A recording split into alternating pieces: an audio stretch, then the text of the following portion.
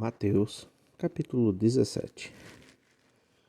A Transfiguração.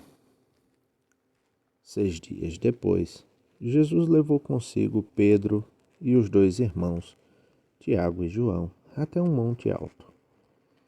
Enquanto os 3 observavam, a aparência de Jesus foi transformada de tal modo que seu rosto brilhava como o sol e suas roupas se tornaram brancas como a luz. De repente, Moisés e Elias apareceram e começaram a falar com Jesus. Pedro exclamou: Senhor, é maravilhoso estarmos aqui. Se quiser, farei 3 tendas. Uma será sua, uma de Moisés e outra de Elias.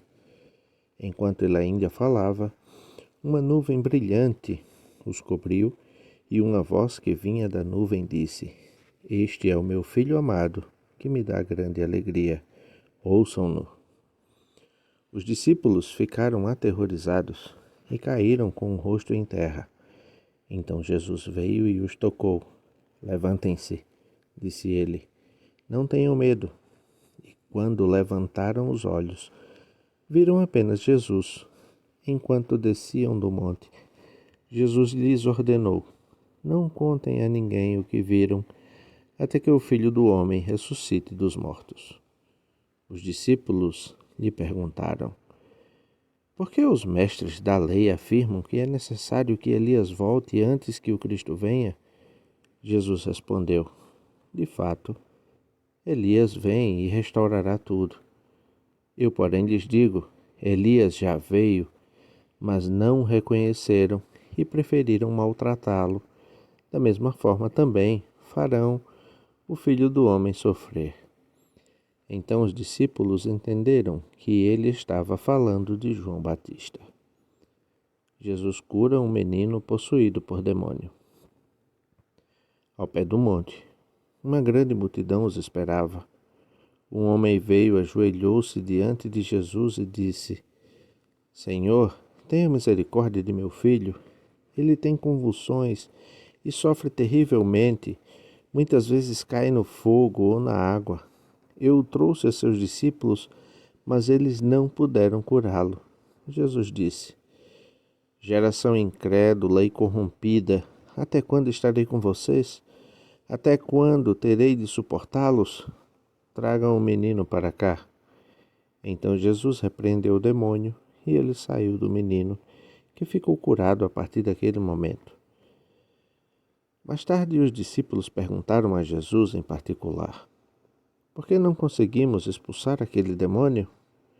Porque sua fé é muito pequena, respondeu Jesus.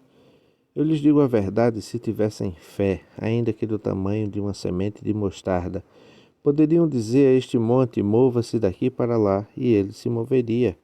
Nada seria impossível para vocês, mas essa espécie não sai senão com oração e jejum.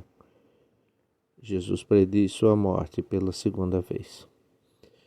Quando voltaram a se reunir na Galiléia, Jesus lhes disse: O Filho do Homem será traído e entregue em mãos humanas. Será morto, mas no 3º dia ressuscitará. E os discípulos se encheram de tristeza. O pagamento do imposto do templo. Quando Jesus e seus discípulos chegaram a Cafarnaum, os cobradores do imposto do templo abordaram Pedro e lhe perguntaram: Seu mestre não paga o imposto do templo?